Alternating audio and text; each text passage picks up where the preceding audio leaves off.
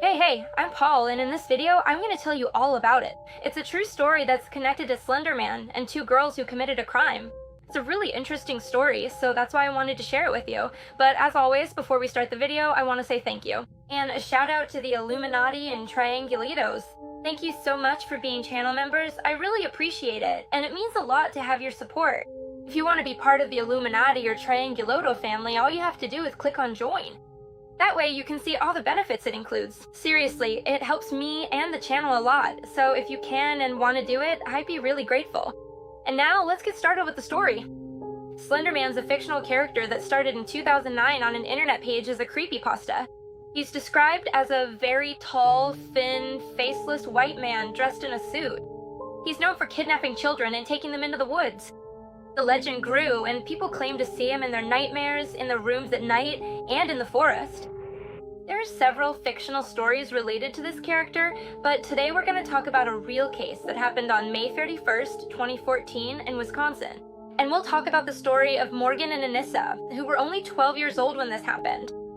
These girls were best friends, interested in the same things like horror, mystery, that kind of stuff, and they weren't popular girls. In fact, they had a hard time socializing and had experienced some bullying at school. Let's talk a little about each girl individually, and we'll start with Morgan. Morgan was a girl with a vivid imagination. She loved fantasy and was very gullible, but she was also unfriendly.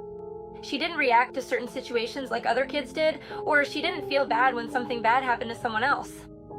She hardly ever cried, barely showed her emotions, and it seemed like she didn't care about much. But one thing she was really interested in was Slender Man. She did a lot of research about him, about his story, and she loved talking about him. Her parents knew about this obsession, but they didn't think it was anything important. It's normal for kids to be interested in these kinds of paranormal or horror topics, but her parents had no idea of the harm this would cause, or that Morgan couldn't tell the difference between fiction and reality. And now we'll talk about Anissa. Her family was involved in her life, they had a good relationship, and her parents kept an eye on what she did online, what she watched, and who she talked to. She was also close with her 4th and 5th grade teacher. That teacher said that Anissa didn't have any friends at school, and that it was common for her to cry in class. Once or even twice a week, because other kids would pick on her. Morgan and Anissa met when they were 11 years old on the school bus, and from the moment they met, they became very close friends. Both of their families were happy about this because, as I mentioned, both girls needed help socializing or weren't very good at making friends. They weren't good at making friends, so when they found each other, it was perfect for both of them. They had a lot in common, lived nearby, and spent all their time together.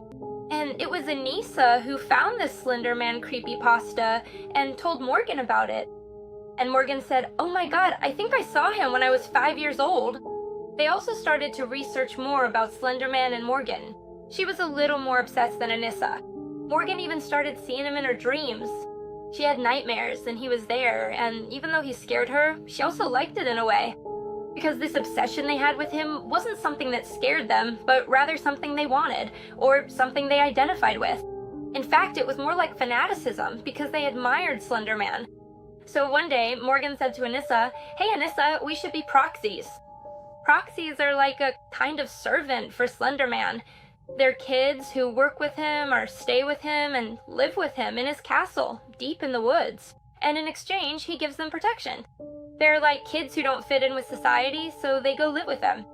Anissa liked this idea of becoming proxies, so she asked Morgan, "Hey, but how are we gonna do it?" To which she replied, "We need to kill Bella to prove that we're worthy." Before Anissa, Morgan already had a best friend named Peyton, but everyone also knew her as Bella. That was her nickname. Morgan had known her since kindergarten, and later she introduced her to Anissa. And that's how the idea of killing someone to get closer to Slender Man began. They planned everything months in advance. They started planning in December, and it happened in May. They planned how they would do it, when they would do it, what they would need, basically everything. The plan was to do it at Morgan's house during a sleepover at night. When her parents fell asleep, they would kill Bella and then escape through the window. May 30th arrived, the day they were going to celebrate Morgan's birthday. First, the 3 of them went skating, and then they went to Morgan's house for the sleepover. They were having fun, having a good time, but Anissa and Morgan were obviously a little nervous. But Morgan told Anissa that it would be better to give her one more morning to keep having fun and not ruin the day. I want to clarify that, even though I mentioned they were acting a little nervous, it was only between the two of them, because Bella didn't suspect anything, nor did Morgan's mom, who was always keeping an eye on them. So that day they continued with their sleepover, and the next morning they had donuts and strawberries for breakfast, and then they asked Morgan's mom for permission to go to the park. Before leaving, Morgan said goodbye to her mom and told her, "I love you." Which was a little strange because, as I mentioned, Morgan never showed her emotions, but obviously her mom had no idea what was about to happen or what her daughter was about to do. They went to the park, played for a while, and then Anifa and Morgan told Peyton they should play hide and seek. At first, Peyton didn't want to. She said she was already tired and wanted to go home, but they kept insisting. So finally, Peyton agreed. Morgan was counting, so Anissa and Peyton ran off into the woods to hide. There was a forest near their house. And when Morgan finds them, that's when they attack Peyton. Originally, Morgan was supposed to be the one to attack Peyton, to stab and kill her, but she got nervous and didn't want to do it. Peyton was her best friend. She started to panic a little, so she handed the knife to Anissa so she could do it. And she said, "I can't do it, you do it, you're the one who knows how. You know where the weak spots are." But Anissa hugged Morgan, tried to calm her down, and said, "You do it, go crazy." She stepped back about 6 feet because she didn't want to see her stab her, turned around and shouted, "Now, Morgan!" And that's when she started stabbing her. Peyton was really desperate. She was screaming, obviously, but she couldn't get her off of her. Morgan came up to her and said something really strange. She said, "Don't be afraid, I'm a kitten." And the last words Peyton said to Morgan were, "I hate you. I trusted you." After that, Morgan leaned into her ear and whispered, "I'm sorry." She kept stabbing her. In total, there were 19 stab wounds. After that, Peyton said several times, "I can't see, I can't see, I can't see," and then she lost consciousness.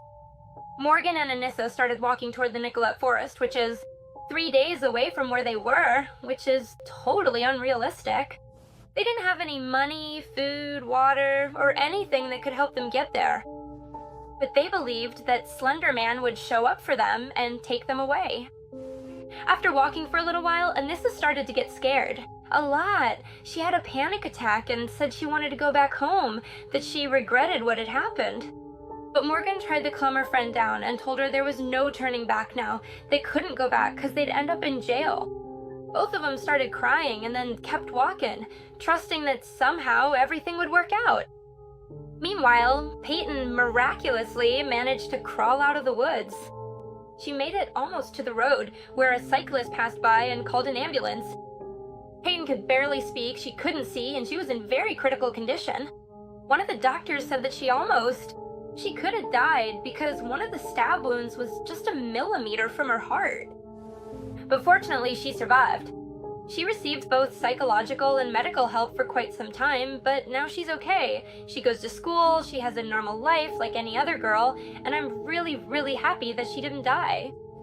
Peyton was able to give a statement as soon as the authorities arrived at the scene, and she told them what happened, though very briefly because she could barely speak. But the police started searching for Anissa and Morgan, and they found them quickly, and took them into custody to begin questioning. Why did you decide to stab Peyton? It was necessary. Did you actually talk about it with anyone beforehand? Anissa told me we had to do it. Why? Because if we didn't, he would kill our families. Who? Amian. I don't know him, but Anissa does. Why'd you do that? To prove that Slender Man exists. Even if you had to kill someone? Yes. What did you think when Morgan told you they were gonna kill Bella? I was a little scared, but excited. They were held for months in juvenile detention until they were sentenced. The only visitors they were allowed were their parents. Not their siblings, not any other family members, only their parents. And these visits were monitored, recorded, and they were separated by a glass partition. They underwent psychological evaluations, and Anissa was found to have no psychological problems or signs of any personality disorder.